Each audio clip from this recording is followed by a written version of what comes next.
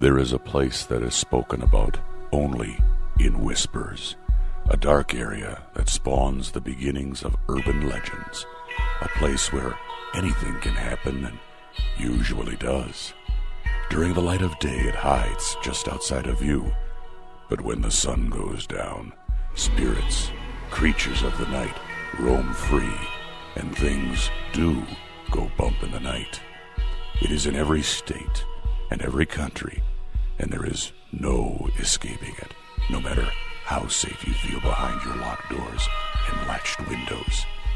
So we invite you to turn down the lights and turn up your radio while we join Dave Schrader and Tim Dennis, your hosts, on a journey into the darkness on the edge of town. Hello and welcome. It's a brand new week and you're tuned into the best in paranormal talk radio. This is Beyond the Darkness. I'm your host, Dave Schrader. Along with me, Tim Dennis from the Supernatural News Desk. How are you, Tim? Doing good. People have been worried about you. They're sending out prayers and thoughts. I know that because of your current issues with your feet, you haven't been able to get in with us in studio time to do this. We appreciate you coming on Mondays to spend a little time with us, so thank you for being here today. Sure. What's going on? Give people a little update so they know how you're recuperating.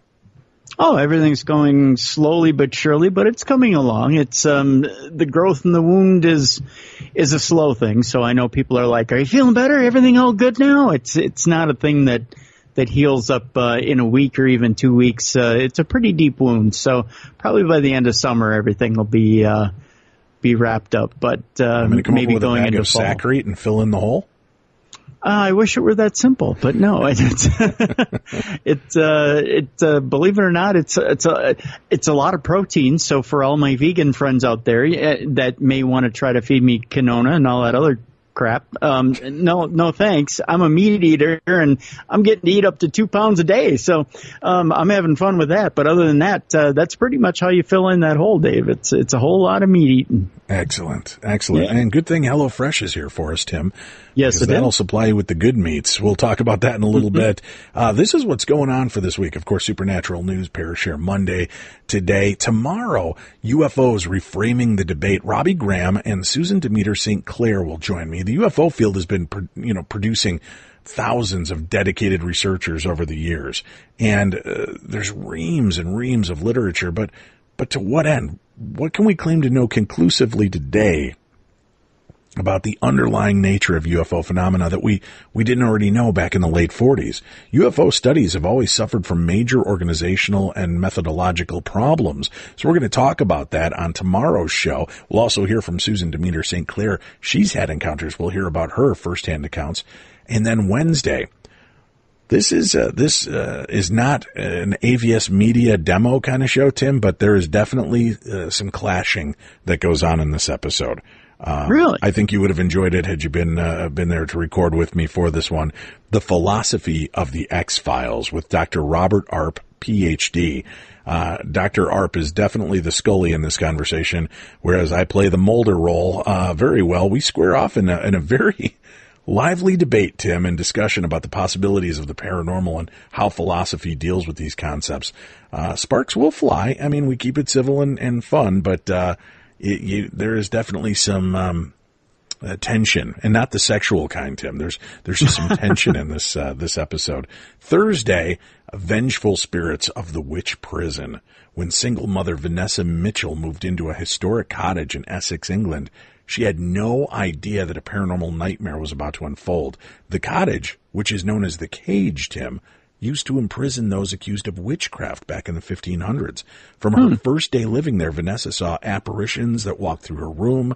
She heard ghostly growls. She was even slapped and pushed by unseen, invisible hands. After 3 years, she had to get out. She still owns the property, but refuses to go in there or stay there overnight. Richard Estep will join us as well. He's going to talk about his investigation of the property. Vanessa will talk to us about her living in that property, and that is Thursday. Friday, The Rise of the Spirit World. And Troy Taylor, it's been 10 years. Can you believe that? Already 10 years since Troy Taylor's been with us, Tim. Really? Right. That went quick. Yeah. It seems like it's been forever, but I'm glad he's back. Troy will reveal the roots of our fascination with ghosts, haunted houses, and the supernatural. And he really offers kind of a rich, entertaining, and colorful look at people, places, and eerie events that have captured the imagination of the country in some of the most outrageous and unbelievable stories in history regarding the paranormal and spiritualism. He has stories, Tim, that I'm surprised I still didn't know about, but it is a great interview. He is fascinating, and I'm really looking forward to this. So I think people are going to love it. Plus, a brand new Theater of the Mind, a very scary seance story, and that'll take place this week. I'm also hosting Coast to Coast AM Friday night and Saturday night, Tim. Friday, I get to talk one of my favorite topics. We're going to be talking about pop culture, science fiction TV with a man behind such legends as V, Alien Nation, The Bionic Woman, Tim. So we'll be doing that and then taking phone calls on Friday night. Saturday, I'm going to dip into the world of true crime. Have you ever seen the documentary, Tim, Soaked in Bleach? Yes, I have. Yeah. It is a very remarkable documentary that examines the apparent suicide of Kurt Cobain and turns everything we thought we knew on its ear and sheds a lot of new light on this story. We will spend 4 hours with the director and producer and the investigator of that documentary. And there are a lot of things, Tim, that will lead you down a totally different dark road than just the drug abuse and suicide that was assumed to have happened. That's on Saturday on Coast to Coast AM. So I'm excited to be presenting both of those shows. If you're looking for stations and times in your area, visit coasttocoastam.com. That's coasttocoastam.com and click on the stations tab and you'll find what stations might be in your area. Otherwise, if you want to just live stream it, you can live stream it from knSIradio.com. That's knSIradio.com. And you can get their free app as well so that you can listen to the show. It's on from midnight till 4 a.m. Central Time. That's midnight to 4 a.m. Central Time. So go check that out. That's what's bustling this week, Tim. Plus, we've got a brand new True Crime Tuesday I'm really interested in. This is The Foundling, the true story of a kidnapping and a dark family secret. Paul Franzak joins me to talk about this just incredible, inspiring true story where Paul, through a complete twist of fate, finds her a DNA test, one of those home DNA tests, you can buy at Walgreens, Tim? Yeah. He finds out he's not who he thinks he is. Uh-oh. And that put him on a path to solve 2 50-year-old mysteries at once.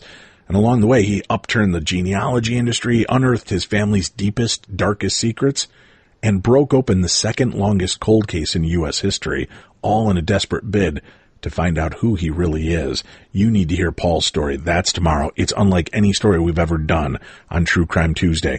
And people, Tim, believe it or not, are still telling me they don't know how to find True Crime Tuesday.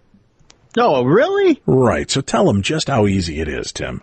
Oh, my God. It's so easy. Here's the deal, Dave. You just go to darknessradio.com, and right there on the front page, there's a banner. And Scully is there, and he's got his little detective gear on. He's got his fedora and his tie.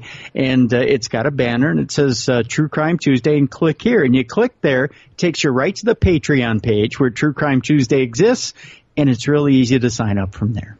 Very easy. Only $5 a month gets you 4 brand new 90 to 120 minute episodes. And it's only $1.25 per episode. And something that a lot of you don't realize, in supporting that show, you're also supporting Beyond the Darkness, because the money that we raise from that helps to pay for all of the fees and production and guest booking and everything that goes into True Crime Tuesday. It also goes to help cover a lot of the costs that we have in putting together 5 days a week of this program, because it's not just free, folks. We have to pay for streaming services. We have to pay for production and editing and equipment. We've got a lot involved in these shows. So if you can help support our other venture with True Crime Tuesday by signing up, it'll keep you free of ads on True Crime Tuesday and very limited ads here on Beyond the Darkness. So we just ask you that you sign up. And I know there are over 250,000 people were downloading the true crime episodes when we were able to put them up on Podcast One. So we know you're out there. So help us out by signing up now to help keep the costs on both that show and this show in check, so that we can continue to bring you the best in paranormal and true crime talk radio every week. All right, Tim, it's Monday. Let's get back into it. We have some supernatural news to catch up on from this past week. Where will we begin tonight? Well, Dave, we begin with the WOW signal from outer space. 40 years old now. It's middle-aged. And we're going to basically just pee all over this deal. This is the theme of the first half hour, Dave. This is Skeptic Tim just pissing all over a bunch of different theories. I hope you don't mind. Nope, let's go for it. All right, well, we start with the WOW signal. And here's the deal with the WOW signal. New evidence suggests that the well-known WOW signal from 1977, long thought to be by some as a sign of extraterrestrial life, was in fact generated by a passing comet. In other words, Dave, it was just a comet fart. A comet fart, you say? Yeah, a comet fart. Is that scientific, Tim? No, that's my theory. Oh, that's your theory. Okay. Yeah, it's just a theory I came up with, but I'm saying comet fart. But in space, Tim, no one hears you fart. Well, that's a theory too. The internet is, well, that's kind of what I assume is real audio from a comet farting. Well, of course it is. Yeah. The internet is buzzing this week over new evidence from Antonio Paris, an adjunct professor of astronomy at St. Petersburg College, Florida, and ex-analyst of the U.S. Department of Defense, suggesting that the famous 1977 WOW signal was most likely generated by a comet. The WOW signal was detected on August 15th of 1977 at the Big Ear Radio Observatory in Ohio. Not the Big Ear Radio guy, which would be me, by the way. During a search for signs of extraterrestrial intelligence, the signal was unusual, and when reviewing the data a few days later, astronomer Jerry Ammon wrote "wow" next to it. Since then, for 40 years, some have claimed the signal was made by aliens. Others have said that a star caused it. Many people have theorized, though, as to what might have caused that signal. But then there has been no agreed upon explanation since that time. Paris and his team learned that two comets, 266P Christensen and P2008Y2 Gibbs, which, by the way, was the youngest brother of the Gibbs brothers, Dave. I don't know if you know that or not. Was it one of the Gibbs brothers that actually witnessed that comet in the sky? Yes, it was. It turns out that comet was named after the Bee Gees. Hey, there's a comet in the sky. A comet in the sky. Is that how it went, Tim? Yes, that's exactly how it went. Is there any kind of scientific proof to back up that claim? That is accurate history, Dave, as far as I'm concerned. We're passing through part of the sky. The part of the sky where the Big Ear Radio Observatory was surveying in 1977. Why else would P2008Y2 Gibbs be named Gibbs, Dave? It was 1977. We all were swept up in Bee Gees fever. I'm just saying. You were? Well, not me. Okay. I was rocking 5 or 6, weren't you? No, I was 7. I turned 7 that year. I was kind of swept up in Stevie Wonder fever at that point. Yeah, that was me, though. When the WOW signal was noticed in 1977, these astronomers believe the signal came from a hydrogen cloud accompanying one or the other comet. This idea would explain why the WOW signal was not measured again. The comet that caused it simply moved on in its orbit. So you can't have a comet fart twice, by the way, Dave. Lack of beans, evidently. Paris and team recently took an opportunity to survey the region of the sky around Sagittarius once again using a 10-meter radioscope when comet 266P Christensen was again passing through this region. They determined that the signal of 266P Christensen and 3 other comets matched that exact WOW signal. The original signal from 1977 was stronger than the signal these astronomers observed from comet 266P Christensen. Paris and his team explained this by the fact that radio telescope they used, 10 meters, was smaller than the Big Ear radio telescope, whose sensitivity is equivalent to a 52.5 meter radio dish. Moreover, because comets lose mass as they pass into the inner solar system, comet 266P Christensen would have been more massive 40 years ago. I've always explained this, Dave, to a lot of my ex-girlfriends that it was much more massive 40 years ago than it is now. And with age, it tends to shrink.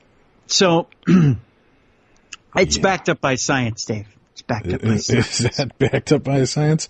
Yeah. That might be too much information in the science realm, Tim. Paris admits that it's not certain that the WOW signal was generated by Comet 266P Christensen. However, his team concludes that the 1977 WOW signal was a natural phenomenon generated by a comet. Paris's paper about his team's observations and their ideas on the WOW signal is not published in one of the usual journals, but it does appear online via the Center for Planetary Science, a 501c3 nonprofit organization of which Paris is chief scientist, according to his LinkedIn page. And by gosh, the yardstick, the measurement for which your scientific credo or credence is lended is your LinkedIn page. Just saying. All right. The bottom line, Antonio Paris and his team have new evidence saying the WOW signal from 1977 is just a natural phenomenon generated by a comet. Bummer. Bummer. How do we know it's really a comet? Maybe it's actually a craft racing across the universe. Star-crossed lovers seeking each other out, Tim. That could be it. That might be some intergalactic gumball rally race going on up in space. That's you might be, but that's not bad either. I'll give you that one as well. All right, where are we going next? Tim's pissing on a theory number 2. What? I'm labeling them now as we go on. All right. Roswell, Dave. Yes. Roswell. Everybody says it's aliens. Even Giorgio Tsoukalos says it's aliens. Turns out that a friend of the show and a former guest of the show says, not so fast. Not exactly like that, but he said not so fast. Roswell has finally been solved, according to this article by The Express, and truth is more shocking than you could believe. Dead bodies were found after a mysterious UFO crashed at Roswell nearly 70 years ago, but they were human and not alien, as has shockingly been claimed. This according to a new book that is out there now. Roswell has been at the heart of the UFO scene since July of 1947, when the military sensationally announced in a press release it had found the remains of a crashed flying saucer in the desert nearby. But the following day it retracted the statement, saying that it was, in fact, a damaged U.S. Air Force air balloon. Witnesses later came forward to say there had been alien bodies within the crashed craft, which, along with the wreckage, were then taken to a top-secret military base. It has remained the most infamous UFO conspiracy theory ever since, but now a new book has put forward a theory that is claimed could solve the world's biggest ever UFO mystery once and for all. British UFO and paranormal investigator Nick Redfern suggests that the object that crashed may have been a top-secret experimental craft with human guinea pigs inside, on which perished, or that those guinea pigs did perish after the crash. In the book, the Roswell UFO Conspiracy... It's easy for you to stumble over. Well, I know, and I just did. In the book, The Roswell UFO Conspiracy, Exposing a Shocking and Sinister Secret, he claims the UFO myth was peddled by the U.S. government to cover up the real horrific truth. Redfern's theory comes from an interview he conducted in 2001 while investigating Roswell. He met with an elderly woman who claimed to have worked at Oak Ridge National Laboratory in Oak Ridge, Tennessee. She claims that shortly after the Second World War, she saw human guinea pigs, including the Japanese, handicapped people, and prisoners. She told of them being involved in experiments with new aircraft. Redfern discussed the theory on Coast to Coast AM here in the U.S. Host George Norrie said, through her testimony and other witnesses he's spoken with in the ensuing years, Redfern has pieced together that the so-called aliens found in the Roswell crash were likely these humans deemed expendable by the government, who were used to test out the rigors of high-altitude exposure. According to the book, the experiments reportedly used technologies brought over from Japan and Germany using gigantic balloons with attached gondolas that contain the test victims. Now, Mr. Norrie then added the cause of the night flight disaster in July 1947 may have been that the balloon collided with the craft that was accompanying it, which led the balloon exploding down and raining down a large amount of tinfoil-like debris over Mac Brazel's ranch. Mr. Brazel had previously said he saw 2 balloons come down on his ranch. People have said that hieroglyphics were seen on some parts of the wreckage. And Redfern says it may have just been Japanese writing. Alejandro Rojas, host of Open Minds Radio, who also interviewed Mr. Redfern, said this theory is highly controversial among UFO researchers. So, Dave, the question begs to be answered or even asked, do you believe aliens, or could it have just been human guinea pigs? You know, this is interesting. There were so many people that were on site when that first came down that I have a hard time believing it's, maybe it was an experimental craft that Jesse Marcel really just didn't know about. But he was pretty high up there. I mean, when you send these guys out there to be the first responders, there's a reason that tactical group was sent. And for him to make that big a mistake, that it was, as some people have said, scotch tape on little, kite I-beams and things like that, or aluminum foil. He can't tell the difference between aluminum foil and a weather balloon and an alien craft. I just have a really hard time buying that. Could it have been humans that were expendable? Sure. If it was an experimental craft, but I don't believe it was weather balloons that, crashed into each other and caused an explosion and did that damage. It just doesn't ring true for me. I can buy some of what Nick is saying and what he's put in the book, and that in that time, maybe in simpler times where we weren't so much engrossed into an alien culture, or even a culture or sci-fi culture where aliens were everyday talk.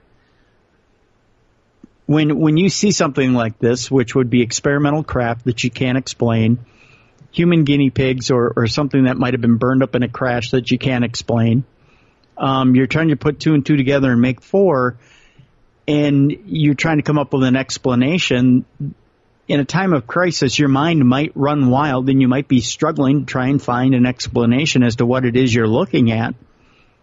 And people might have run wild, and hysteria might have run wild, and at that point, Hulkamania runs wild, Dave, and then you've come up with the story of Roswell, in which aliens have crashed at Roswell. And, it's kind of like tales that are told and years later are misconstrued as something bigger than what it actually was, or a way of telling something in one era of our history, and we reinterpret it as something else in another era. Maybe it was simply what Nick is reporting, and maybe it's not. Who knows? Yeah. Without a document from the government or some sort of document backed up saying that this is exactly what we were doing at the time. We were launching human guinea pigs, and this was the machines that we were using. It's hard to say, well, this is definitively what Roswell was. All right. What's our next story? It could be the return of the Warminster thing, Dave. Of course, the Warminster thing was something that everybody got vaccinated against at one time or another. No, that's not the Warminster thing, is it? That sounds like an old B-50s movie serial. It came from outer space, the Warminster thing. A bizarre sighting near the UK UFO capital has caused an alien frenzy once again, although there may be an explanation, Dave. A more realistic explanation. Incredible footage of a bizarre UFO near Britain's alien capital of Warminster has sent ET chasers into a frenzy. Video shows a bizarre circling object in the skies above Clay Hill near Warminster, Somerset. Warminster has been crowned the country's top UFO hotspot since the 1960s, when a strange spate of UFO sightings and paranormal incidents led the legend of the Warminster thing developing. People reporting eerie, thundering noises, lights in the sky, birds being killed, and even cars malfunctioning after balls of light appeared above in the sky. The area still witnesses UFO sightings in many crop circles. The new video was filmed by a resident from Prom. Try that 10 times. And shows the circling streaks shows streaks of light above the hill. There's two shows in that sentence, Dave, which is just 2 miles from Warminster. The resident said, I took this video from my house in From, as opposed to I took the from his house in From. It was over the Clay Hill area, I think, which is always a hot spot for UFOs, he went on to say. but they were not convinced it was anything alien, adding, it was probably a drone with a fancy flame effect tail or something. It's been spotted a few times locally. However, it was picked up by UFO channels and soon went viral with speculation about an alien origin and the earlier events from Warminster. Some conspiracy theorists even suggested it could be secret flight tests connected to military activity at nearby Salisbury Plain. But it appears that the cameraman's hunch was right, that there was a sensible explanation. Scott Brando, who runs hoax-busting website UFOofinterest.org, was the first to come forward and suggest that it was a kite or acrobatic aircraft with pyrotechnics, providing video clips of both making a similar swirling effect. Later, Aerosparks, an aircraft aerobatic team that performs at air shows across Europe, came forward with an explanation. Oh. See? Yeah. It appears that it was a stunt plane belonging to that team. Website Skywatchers, who analyzes UFO footage, tracked down the culprits and discovered that Aerosparks had been in the area at the time. Aerosparks says of the particular craft, the Grob is unique amongst air show types as it has a special clearance to fly at night. Pyrotechnics are quite unique and special in the half-light of twilight, but at night they really come alive and you can truly appreciate their majestic nature. So, Dave, it wasn't the Warminster thing, it was just the Grob. Damn, do you got any other puddles you want to kick at me? Anything you want to reveal about Santa or the Easter Bunny? No, don't. Well, as a matter of fact, no, David. Don't. What's our next story in the supernatural? Well, I might lighten up a little bit here. Let's talk about the Bermuda Triangle's bizarre phenomena in the U.S. military base. Okay. Well, a little bit, just a tiny bit. Supernatural happenings in the Bermuda Triangle have baffled explorers for centuries, and today the area still generates countless conspiracy theories. The first bizarre account in the Bermuda Triangle was recorded by Christopher Columbus in 1492, who said, "I can't find my other ships." No. Hey, look up there. There's something in the sky. Hey. Look at that. Like it's a triangle. I can make a good strainer for the pasta out of this. No, he didn't say that either. And since then, it has been the subject of many tabloid stories, mostly about disappearing planes and sailing vessels. At the same time, he was said to have experienced unusual compass readings, but chose to hide this from his men, that crafty Christopher Columbus. See what I did there? Mm-hmm. A few days later, they witnessed what could only be described as a mysterious UFO that emitted light hovering at a distance. Distance. Isn't that a Bette Midler song? You think that's what inspired that, Tim? I think so, yes. That was from a distance, probably not. Yeah, it was from a distance, yeah. Paranormal events in the Bermuda Triangle are said to have inspired Shakespeare's The Tempest. Since then, many ships and planes have become disoriented once in the Bermuda Triangle. In 1945, for example, a squadron of U.S. military bombers disappeared without a trace while carrying out an exercise in the area. They were speculated to have lost sense of direction, eventually running out of fuel.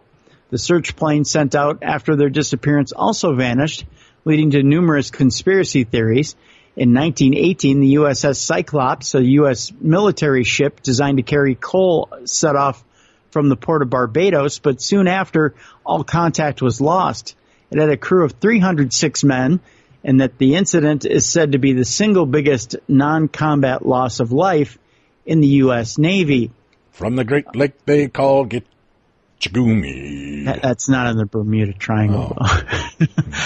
On to a more recent event. A twin-engine aircraft is reported to have crashed in the sea in the Bermuda Triangle a few weeks ago. Debris was found about 24 kilometers east of Eleuthera. A family of four, Jennifer Blumen, her two sons aged 3 and 4, and Nathan Ulrich, her I like her pilot. Onion. The Bloomin' onion? Yeah, I do. Yeah, it's delicious, especially when you dip it in that special sauce. Mm-hmm. And Nathan Ulrich, her pilot boyfriend, were reported to have perished. Search was undertaken for 2 days by the Royal Bahamas Defense Force, the U.S. Air Force, and Customs and Border Patrol, which all came up empty. The following is a statement released by the United States Coast Guard about the incident. They said this was a swift and significant loss, and its impact has reverberated through everyone that participated in our search. Our hearts and prayers go out to all the families involved. The cause of the crash is still unclear, with adverse weather conditions being ruled out. Some of the most recent explanations for the disappearances by researchers point to hexagonal clouds that hover over the Bermuda Triangle area, which spans between Puerto Rico, Florida, and Bermuda. The following was a statement from meteorologist Dr. Randy Cervini last year in regards to this. He went on to say, the satellite imagery is really bizarre. The hexagonal shapes of the cloud formations, these types of hexagonal shapes in the ocean are, in essence, air bombs. We all know about air bombs, Dave. Oh, man. I'm not going to lie there. A couple of those, yeah. We've all had White Castle, let's face it. Mm-hmm. They're formed by what's called microbursts, and they're blasts of air that come down from out of the bottom of the clouds and hit the ocean, and they create waves that can sometimes be massive in size once they start to interact with each other.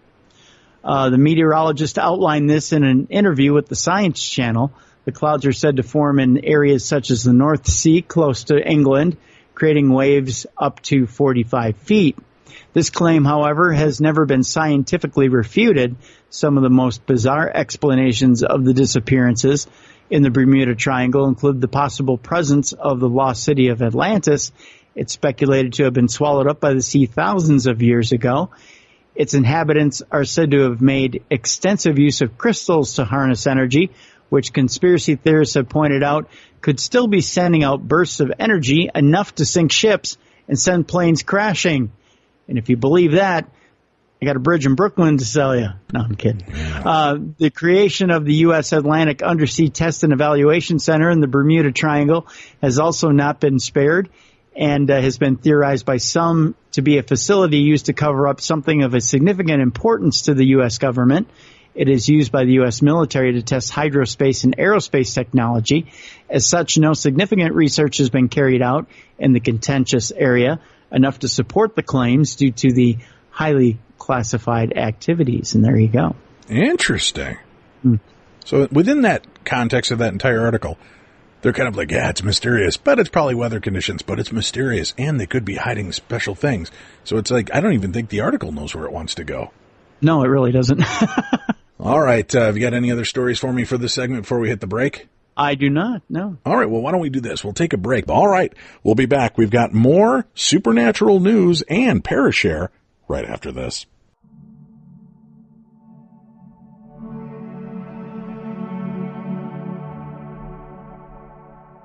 Beyond the darkness.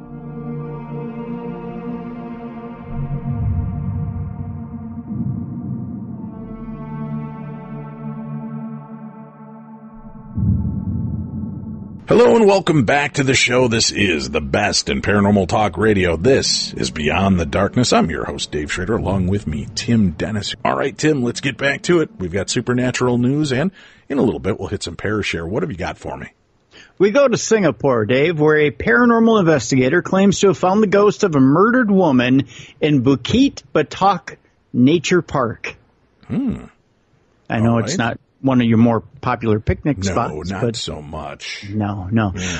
28-year-old Maud Arafin, who is a public servant and member of the Singapore Paranormal Investigators, has claimed to have found a ghost of a murder victim in Bukit Batok Nature Park in a video interview to the Bio Channel. Arafin was alerted to a supernatural presence in the park by jogger Cynthia Janelle So, who had heard soft sounds of someone crying during her regular jog.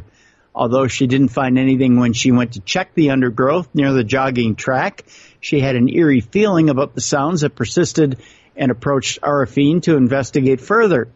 When Cynthia brought the case to Arafin, he thought that the ghost might be of a woman who was raped and murdered at the park in 2017. In 2017, 27-year-old oil company executive Linda Chua was brutally raped and found in the deep undergrowth surrounding the jogging track. She later succumbed to her injuries in the hospital. The culprit remains at large. When he went to the area, Cynthia identified to him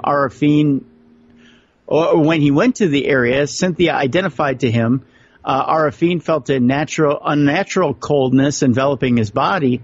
When he started asking if anyone was there and whether they would alert him to their presence, he suddenly saw a white figure standing in the vegetation in front of him. Arifin claims that the figure did not resemble a human, and when he asked it whether it was the woman who was murdered, the figure dashed through the forested area. It finally stopped at the top of the nature trail, where it momentarily grew in size before disappearing into the forest. Although Arifin claims to have been shaken by the event, he looks forward to getting to the bottom of the case with his fellow investigators. You can watch Arifin and Cynthia's accounts of the ghost in Bukit Batok Nature Park on the Bio channel when it airs there. Wow. Yet another reason not to go outdoors, Tim. I don't want to run into dead, angry ghosts. Well, yeah, especially as they grow in size. I'm just going to become the Dave in the plastic bubble. Seems like a better way to live, yeah. You could be played by John Travolta. No, not so much. Let's go with Bruce Willis, like a portlier Bruce Willis. Oh, portlier Bruce Willis. Yeah. Well, that's even better. All right. What have you got for us next? We go to Paxton, where after spending the night in the 19th century jail where her great-grandfather was hanged 120 years ago, Jana Ziegler is convinced... Wait a minute. That could possibly be the worst family vacation ever. So where are you guys going? Well, we're going to go visit where her great-grandfather was hung. Well, family reunion. I guess. I might. You don't pick the spot where the family reunion happens. The family reunion picks you, Dave. Is that what happens? Pretty much. Although it's really hard to have softball and a picnic at the jail. All right. Go on. What's going on now? After spending the night in the 19th century jail where her great-grandfather was hanged 120 years ago, Jana Ziegler was convinced that his ghost still haunts the place today. For the most part, the spirit of serial killer Frederick Hallman remained quiet during Ziegler's May 13th stay at the former Ford County Sheriff's residence and jail at the intersection of American and State Streets in Paxton. Occasionally, however, there were indications that he was around. There were a few times we heard things moving around or saw shadows go by, said Ziegler, who, along with her husband Brian of Oshkosh, Wisconsin, spent the night in the old jail with two members of the Willow Wisp paranormal team, Terry Garlock, there we go, of Saybrook, and Vicki Craig of Gibson City, and other paranormal researchers. What Ziegler witnessed was seen by others, too. Numerous shadows and several shadow figures were seen by several, said Garlock. Hair was stroked and several soft touches were endured by many in the group. Sounds like a few family reunions I've heard of in Wisconsin. Wow. Just saying. Ouch. Please direct your email to tim@darknessradio.com. Holman's presence was evident, not just through what people could see, hear, or feel, but also through several devices used by the paranormal researchers to detect ghosts and communicate with them, although there were more ghosts than just Frederick wanting noticed. I felt Frederick definitely arrived to the family as well as to fulfill his curse he placed upon the building and those who hung him, Craig said. He made his presence known by noises, using equipment, our own senses, and appearing in photos. He did not disappoint. Well, there you go. The photos that Craig referenced and were taken by Ziegler while she was staying at the jail. She did not look at them closely until she arrived back home, but when she did, she saw something in them that caught her eye. A few of them gave me chills, Ziegler said. While we were there, I did not see any shadows or spirits in the windows, but some of the pictures I have appear to show a shadow, and a window appears to show faces looking out from it. My family and I found all these pictures to be very interesting. They made us realize that he really was there and not just our imaginations running wild. Ziegler and her husband both work as prison guards in Wisconsin. She wanted to visit the jail on the night prior to the 120th anniversary of her great-grandfather's death as a way to close the final chapter on him. She wanted to find some answers as to why he deserted his family in Michigan to start a killing spree that spanned from Grand Haven, Michigan to Ford County. It was on May 14th, 1897, when Hallman, an immigrant from Germany, was executed. It remained the only execution of a criminal in Ford County's history. Hallman was hanged for the December 2nd, 1896 strangulation of Sibley resident Webke Getty. Also murdered by strangulation were Greta Sefkin of Melvin on June 14th and Carrie Lentz of Gilman on November 26th that same year. Hallman was also suspected of killing two women in between Selfkin and Lenz in Kenosha, Wisconsin, and Pleasant Prairie, Wisconsin. He is also suspected of killing a woman in Pennsylvania in fall of 1895. However, Hallman was charged only with the murder of Gedke, as that case possessed the most evidence to assure a conviction. A jury of 12 found Hallman guilty and sentenced him to death. Ziegler said that prior to her visit, she had no idea her relative was such a well-known historical figure to the town of Paxton in a very negative and evil way. She said none of her family members knew about the history of our ancestor until author Kevin Collier called some of her family members to inform them about a book that he wrote about Hallman's notorious crimes entitled Serial Killer in Ford County. It then became a passion of mine to find out all I could about his past, Ziegler said, and that included contacting this paranormal team to set up an investigation to mark the 120th anniversary of our grandfather's death. In addition to staying the night at the site of Hallman's hanging, Ziegler visited Glen Cemetery in Paxton, where Hallman was buried in an unmarked grave in the Pottersfield area of the cemetery's south side. Prior to his burial, Hallman's head was removed to examine his brain, and his skull eventually ended up at the University of Illinois as a teaching tool. Ziegler and others then visited the old sheriff's residence that's attached to the old jail. They were then led on a tour of the sheriff's residence by Judith Jepson Popple of the nonprofit Paxton Foundation, which restored the building as a museum containing Ford County artifacts. Ziegler went on to say that I found the tour of the sheriff's attached house to be very enlightening, noting that the rich history presented throughout the house in each and every room, including the old jail itself, was intriguing. Later, while spending the night in the old jail, Ziegler and the paranormal team used flashlights to communicate with the spirits in there. The spirits can turn the flashlight on and off to respond to questions asked by visitors, according to her. Also, a spirit box was used to pick up words or voices from the surrounding atmosphere.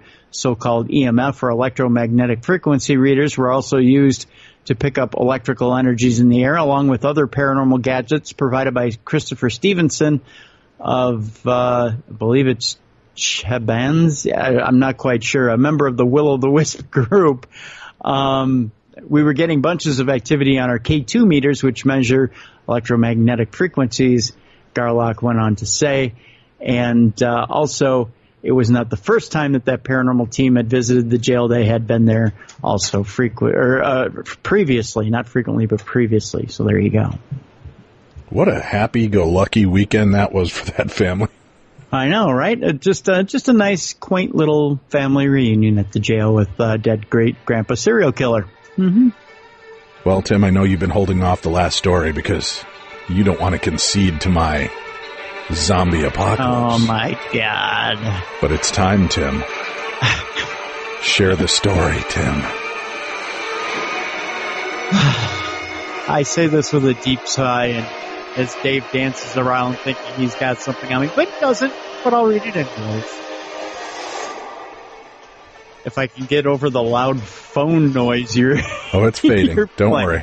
It's all fading. right. A U.S. firm has tried to reawaken the dead with stem cells.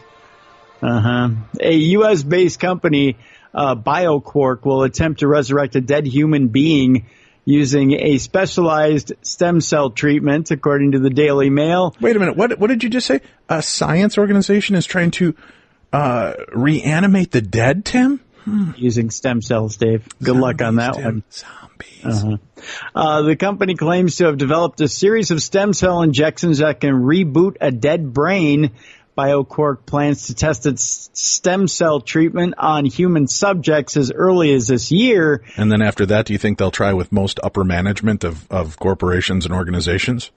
We can hope so, yeah. Ira Pastor, BioQuark CEO, said that the idea for stem cell injections came from watching amphibians capable of regenerating much of their bodies. No, it didn't. It came from The Walking Dead. Why does this guy lie? Yeah, it's amphibians. I've heard Kermit the Frog's arm can fall off and they can put it right back on. So this is the idea we got.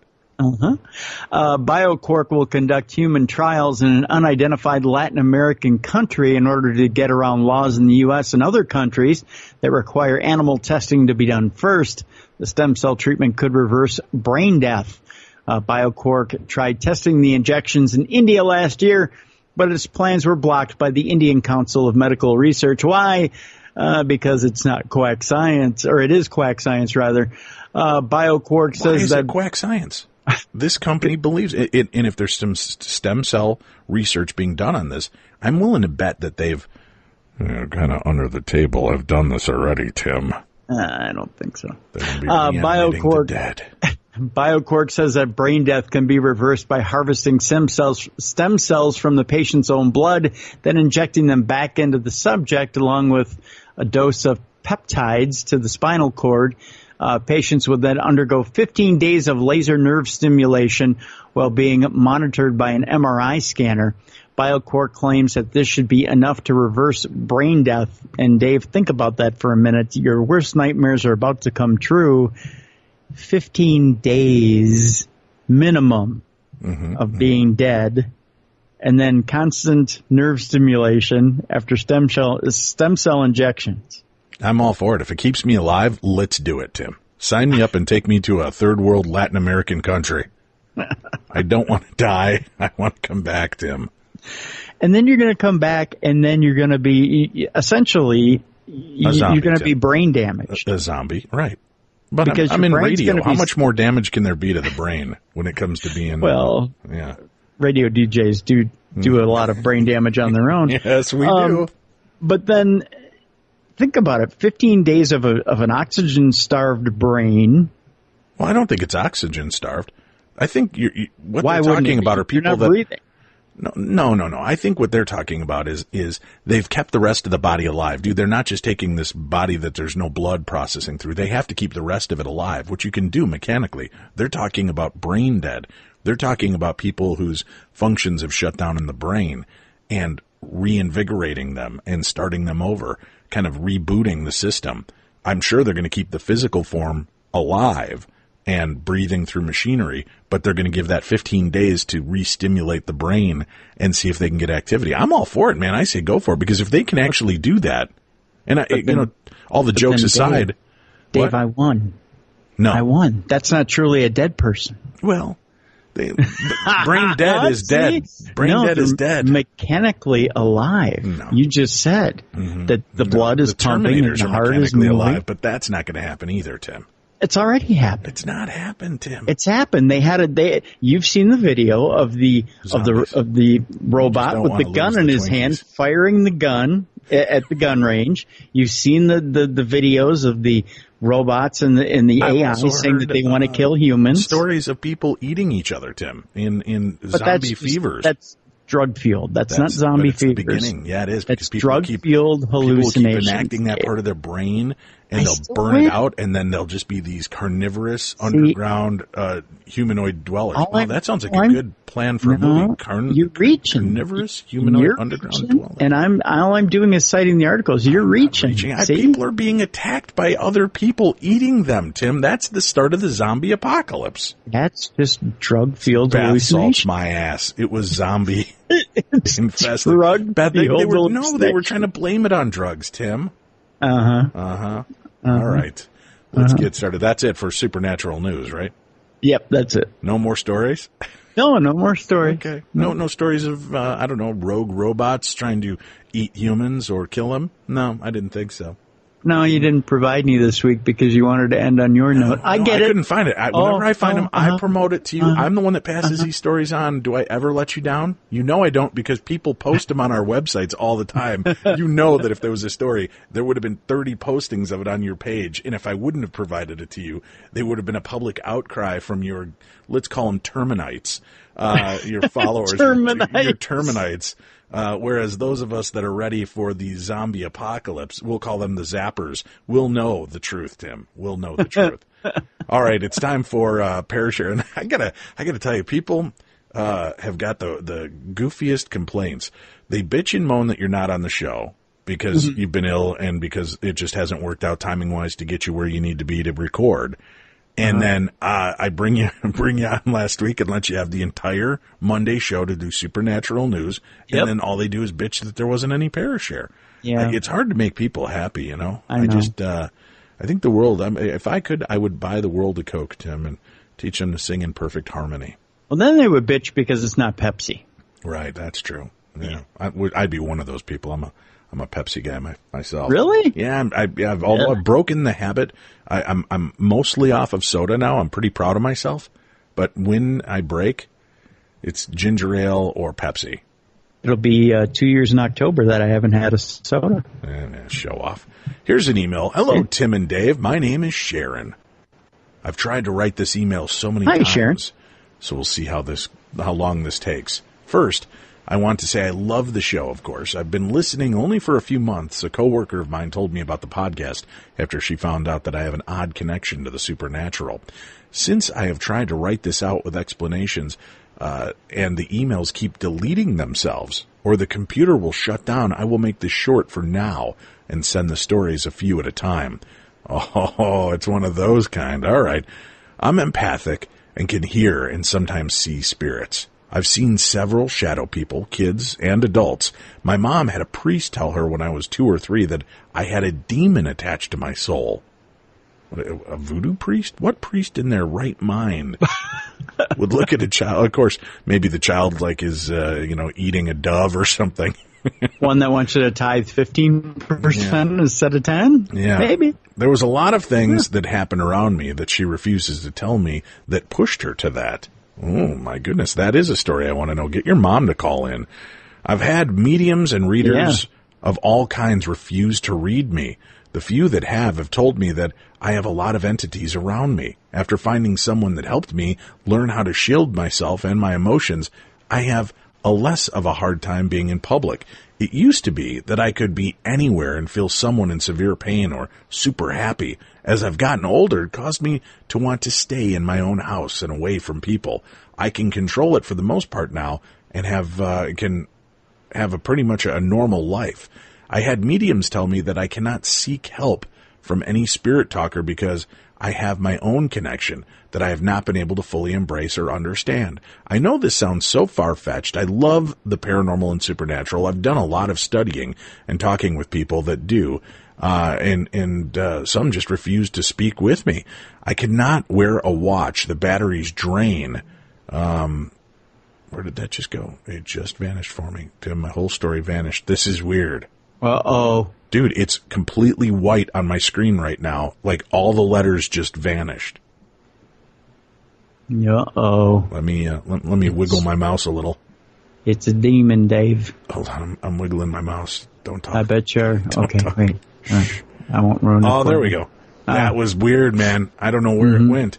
I cannot wear a watch. The batteries drain down within a week or 2 tops. I used to not be able to have a computer. I had to learn how to shield myself to have a computer. And Dave, I'm a gamer. I still cannot wear a watch, though, and I go through a lot of smartphones. With the background loosely in place, I will tell you one of my first memories of the paranormal. I was 11 or 12. I'm the oldest of 2. My sister is 2 years younger than I am. This sounds like one of those math tests from when you were a kid. I was 11 or 12. I'm the oldest of 2. My sister is 2 years younger than I am. What color hat am I wearing, Tim? Yellow? Right. Yeah, that's exactly what we're thinking. All right. She says, at this point, we were sharing a room with bunk beds. How much we hated this arrangement. Oh, one weekend when she was away at a friend's house, I stayed home to have some peace, which I would not be blessed with. Friday night, I went to bed early to be left alone and read a book. Of course, I fell asleep with the book on my chest. In the middle of the night, I have no idea what time it even could have been, I sat straight up in bed. It was almost like someone pulled me up. I woke up in that sitting position. I was on the top bunk. In front of me, there was a shadow person. Filled out shadow person. I looked around. It was not on the floor. Blinking a few times, I sighed, "Go away, man, I'm sleeping," I said in a husky, sleepy voice. A couple hours later, once again, I woke up in the same sitting position. The same filled-out shadow person was at the foot of the top of my bunk bed. He was closer this time, though. I knew I should have been frightened. I knew I should have been.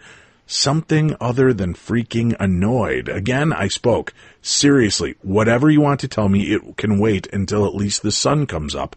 And I laid back down. Once again, the same night I woke up in the sitting position. My book was on my lap. The shadow person was once again even freaking closer to the foot of my bed. At this point, I remembered I was on the top bunk. I looked down this time, and his feet were not touching the floor. Looking back up at the shadow person was even freaking closer. His hands were touching the foot of my bed. At this point, I did start getting freaked out. My heart was racing. I do not know if it was my own mind playing tricks or if it happened, but I swear I saw the pure black shadow person smile at me. That was it. I was done. I threw my book on the floor, pulled the covers over me. Still sitting up, I yelled, "Look, man! I do not know what the hell you want, but I'm not playing with you. Go the F away." This damn thing stopped smiling and seemed to sigh and started to shuffle away in dejected kind of posture. How do you know you were under the blankets? that part of the story is ringing not true. Yeah. I laid back down. In the morning, my mom and stepdad were like, "Who did you have in the house? Who were you yelling at?" It took me a moment to gather my thoughts. I was not sure I wanted to tell them. I did, and my stepdad paled. There is a lot more to tell, but I wanted to get this to you before something happens to wipe it all out. More to come. With respect and love to you both, Sharon.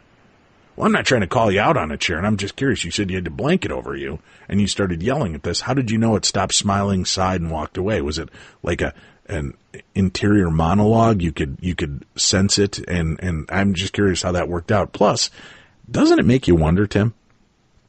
I know you're not a dad. Oh, well, way to rub it in, Dave. Appreciate it. Are you at a lumber mill over there? It sounds like you've got I have no idea what's going on, to be honest with you. It sounds like you have a chainsaw going in the background. Yeah. So if you're a parent, or let's say you're Uncle Chick, right, and you're babysitting my kids that night. Yeah. And, I don't know, say in the middle of the night you start hearing somebody yelling, "Get out," and yelling from their room. Would you wait to talk to them about it in the morning? Or generally, that's the kids, yeah. Would you go in and check on that? See, I would check on that. Maybe I'm old-fashioned, but I wouldn't wait till morning to be like, "Hey, who did you have in your room?" She was 12 or something. I would check on it. Yes, that'd be the first thing I'd do. Yeah, maybe I'm thinking too much. I don't know. No, you're not. I never once had that put on me before. People saying, "Dave, you think too much." That is usually never the case. All right, let's begin the next one. All right. I think it was the summer of '82. My friend Mike and I used to spend hours on the hills behind my grandmother's house on 48th Street in Benwood, West Virginia. Route to a 4-lane highway was right there. So were the railroad tracks. Even though Mike and I were just kids, both around 11, we disobeyed our parents and carefully crossed the 4-lane highway. Let's just stop there and say, Beyond the Darkness does not condone this kind of behavior, and if you're a child listening to the show, you should never disobey your parents, especially when it comes to crossing 4 lanes of traffic. Please remain safe and healthy because we don't want to have to investigate you at some point. This message has been brought to you by Dave and Tim. Back to the story. On the other side was what I now believe to be a game trail, no doubt created by deer on their quest for the river. This was the path to our adventure and led to all the cool spots we would come to enjoy. We climbed the hill, past our favorite locations like the little overhang of rock that could shelter from the rain and provide a convenient place to light a fire. We loved building small fires. Oh my God, Tim. These kids are disobeying parents and starting fires? Yeah, that sounds like my childhood. Again, should we do another public service announcement? Only you can prevent forest fires. How else are you going to stay warm, Dave? Yeah. We climbed the hill past our favorite locations, like the little overhang of rock that we could shelter from the rain and provide a convenient place to light a fire. We loved building small fires. We were careful, though. I give us credit for that. Good old Smokey Bear did his job. Later on in our explorations, we found an even larger overhang that would provide shelter from even a storm. We thought to ourselves, this is where the Indians took shelter. Despite the truth of that statement, we never found any indicators of anything except modern occupation. And do not forget, we were 11 and 12. Now, the forest was beautiful that time of year. Birds were chirping and sunlight streamed through the openings in the forest canopy. I can remember the smell of some wild bush. Huh? What? For God's sakes, wash it. What exactly did that smell like anyways? I don't know.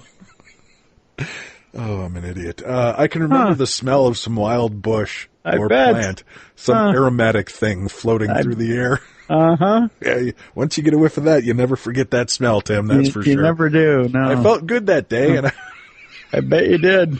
I would too, especially if it clung to me. I felt good that day, and I was with a good friend. It has to be a good friend if there's the smell of wild bush around him. Yeah. At some point, we deviated from the trail and began to move north, if you know what I mean. Yeah. Well, you've already been south. Oh, God, along the side of the hill. Keep in mind, we could hear the highway below, so there was no chance of us getting lost. We went perhaps a few hundred yards and then began to descend. We made our own path through the woods, but soon we would find our path blocked. All of a sudden, off to the left, we see something hunched over, moving up and down rhythmically. Really? You know what I'm saying? God, here goes my entire career. I can't get through a damn story. There was no sound except for the sound of the creature rustling the underbrush. Huh? Rustling the underbrush, you say? Is that what the kids are calling it nowadays? I think so, yeah. My mom totally walked in on me rustling the You'll go blind. Oh, God. But the good news about rustling the underbrush, Tim? Yeah. There was no strange odor, according to this. No? It looked about the size of an ape, or perhaps a small bear. We did not know what to think. My first reaction was to throw my Jolly Rancher at the creature. If I had $1 for every time I threw my Jolly Rancher around. It's your first thought? Holy crap, what's that? I don't know, but I wish I had a Jolly Rancher. Oh, my God. My first reaction was to throw my Jolly Rancher at the creature and take off running down the hill in the direction of the highway. I think Mike did the same, but at that instant, it was all about me. This poor Bigfoot sitting there with two sticky Jolly Ranchers. Stuck to his fur. All right. Suddenly, we come to a screaming, screeching halt. Briars! I love their ice cream. Oh, no, briars, delicious. Like those brambles, those tough things. There was a whole wall of them and no clear path around it. In fact, we were amongst them before we even realized what had happened. We looked around and listened, and there was no sign of the strange creature. It must have taken us a half hour to find our way through or around the briars and back to the highway. When I looked back at it, it was an adventure. But at the same time, it scared the freaking crap out of me. We returned home and made no mention of it to our parents. After all, they did not need to know we were rustling. After all, they did not need to know just how far we had gone that day. We were adventurers, and that's from Rob. He says, Rob, please excuse the weird formatting. I had trouble copying and pasting. Oh, it's not the formatting, Rob. It's the words. I feel bad. Rob, the story is great. Right. I can't help it that I have the mental capacity of an 8-year-old boy. He's probably like, I'm never writing to these jackasses again. That was a great story, though. Smell that, Tim? Smells like wild bush to me.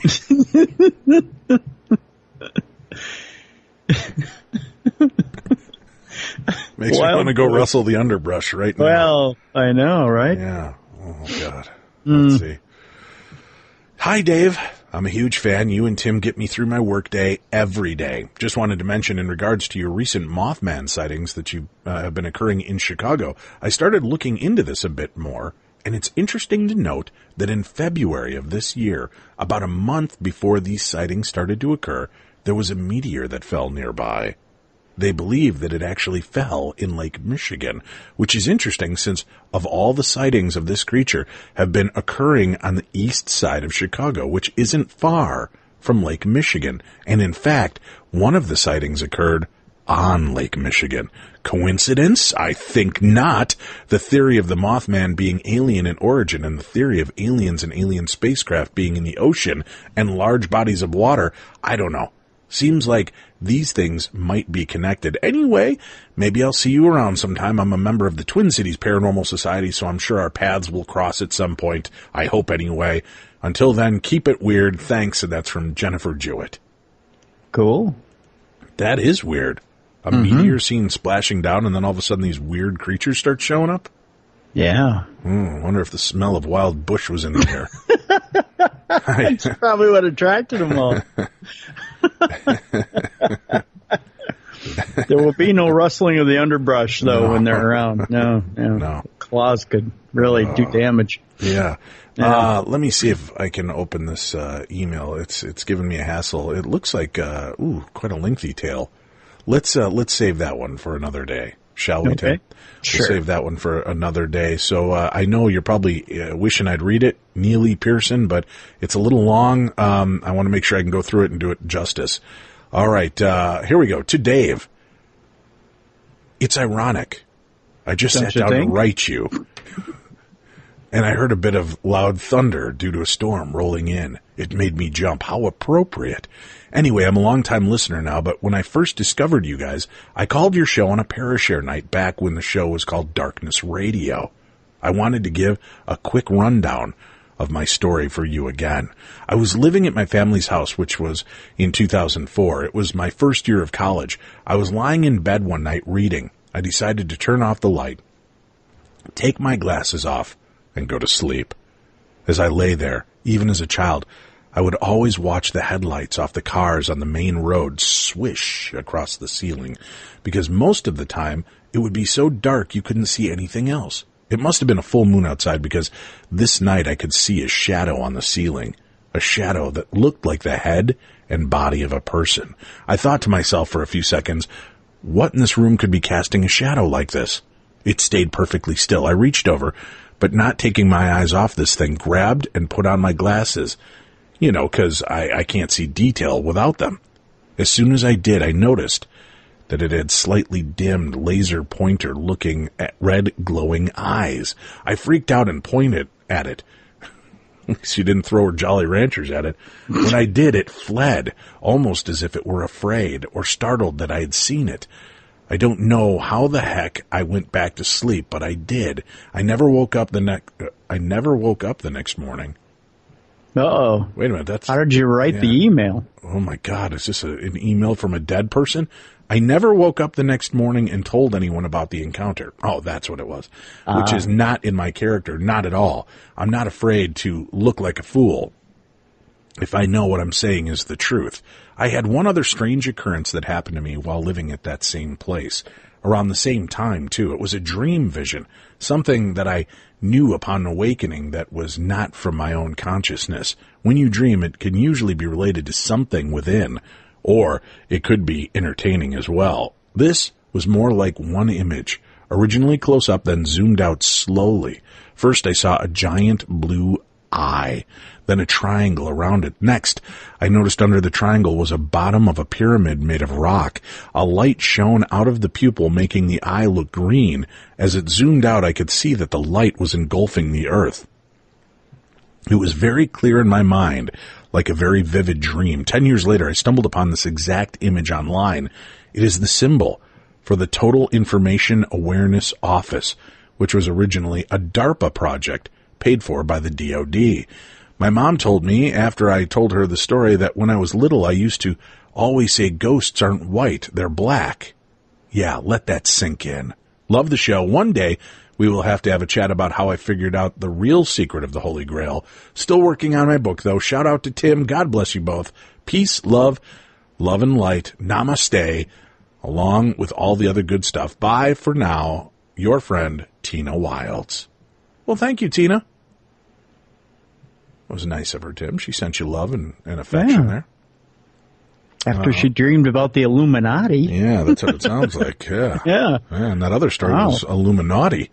Yeah, it was. Wild Bush. Let me see here. My first primary MOS was 35 Lima. What the heck? Huh? Oh my gosh, these are military deals, and I don't know what it means. So let me look this up so that I can make sure that when I read the story, it makes sense. Oh, Hi, Dave. I started telling you a bit about this paranormal karma thing that happened to me. This all started about 3 weeks ago. I had been doing my yard work after the snow had gone. I had been raking off all the snow burn from the grass and cleaning up dead leaves. The next morning, I woke up in excruciating pain in my right shoulder. Somehow, I had an inflamed rotator cuff. It felt like my shoulder was broken. I couldn't move it. So I went to the chiropractor again. He started the therapy, but it was getting worse and worse as the days went by. He told me to stay home from work for the weekend. I work for a cafe and I make all of the mixes by hand. By Friday, I was wearing a sling and I couldn't move it. One of my coworkers had covered my shift that weekend. That's when everything got totally screwed up. Sorry for the language, but I have no other way to describe this.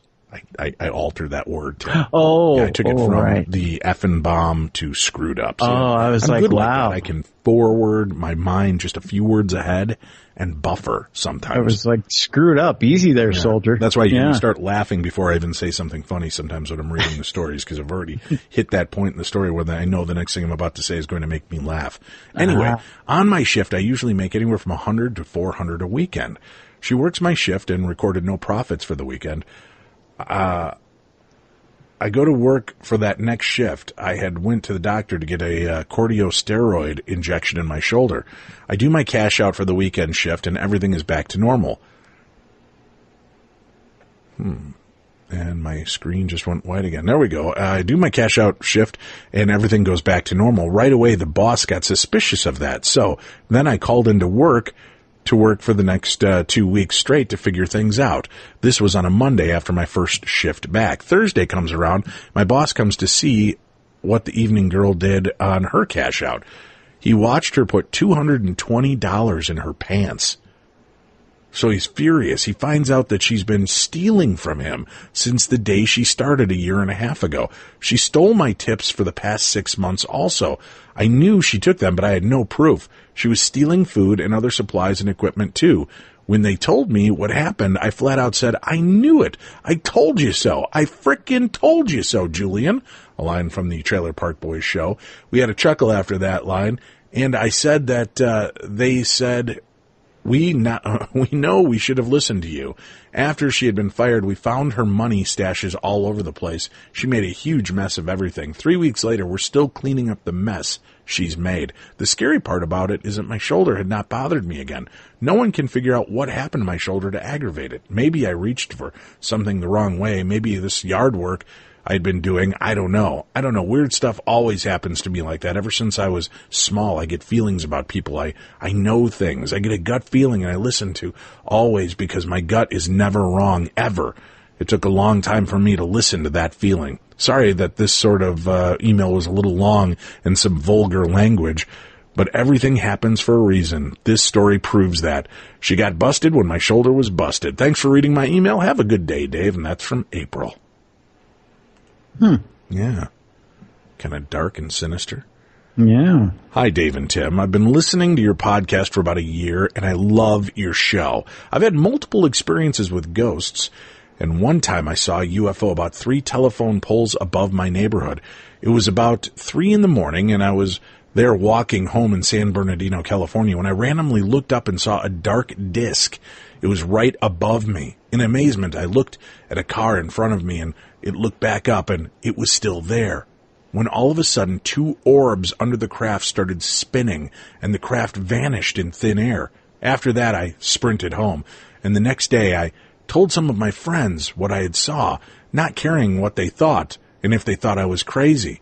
I can take a polygraph test and know what I saw. Another time I was spending the night at a friend's house. When I woke up in the middle of the night on my buddy's couch, there was a shadow person standing right over me, looking like he was going to attack me.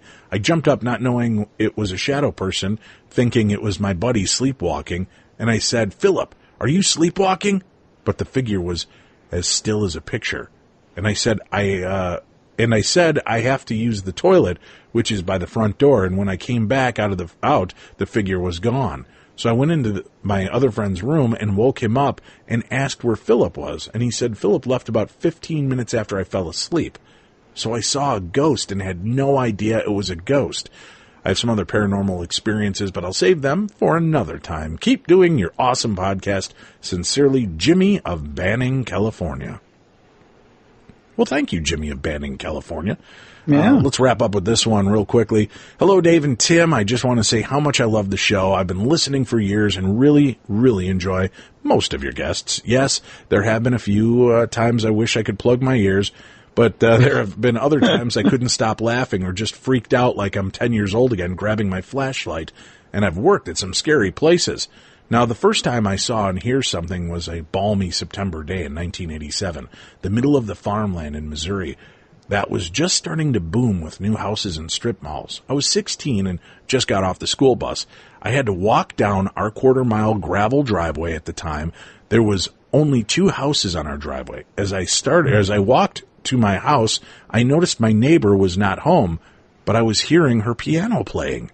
Thinking that someone had broke in, I walked over to look into the window, but as I took the step toward the window, the curtain moved back like someone was looking out. But there was no one there. I was frozen in the world in that moment. Then it fell, and I again heard running and kids laughing. I took the few steps to the window to see the piano keys cover shut and the door in the room slam shut. I ran home and never talked about it and never went over there again. That was the first of multiple odd things I've experienced in the last 30 years. Again, thanks for the laughs and feeling like a kid racing up the basement stairs in the dark. And that comes from Jay. Well, thank you, Jay. Weird experiences all around. Well, that's it for this week. We've pretty much exhausted our supernatural news and ParaShare time limit. So we will be back tomorrow with another brand new episode. Remember, True Crime Tuesday tomorrow. You don't want to miss this episode. I promise this is one of I think one of my more favorite and fascinating stories we've ever covered on the show. So make sure you check that out. You can subscribe by going to darknessradio.com. Click on that banner for True Crime Tuesday and subscribe now. Only $5. That's just $1.25 per episode, and you'll never miss another minute in the best of true crime talk radio. Plus, by utilizing that and paying that $5, that helps to support this show and that show. So please go do that and help us out. We'd appreciate it. Tim, our continued prayers and thoughts are with you for a quick recovery, and we'll talk to you again tomorrow on True Crime Tuesday. Thank you. Sounds good. All right. Have a good one. Be kind, everyone. We'll talk to you again tomorrow right here on Beyond the Darkness.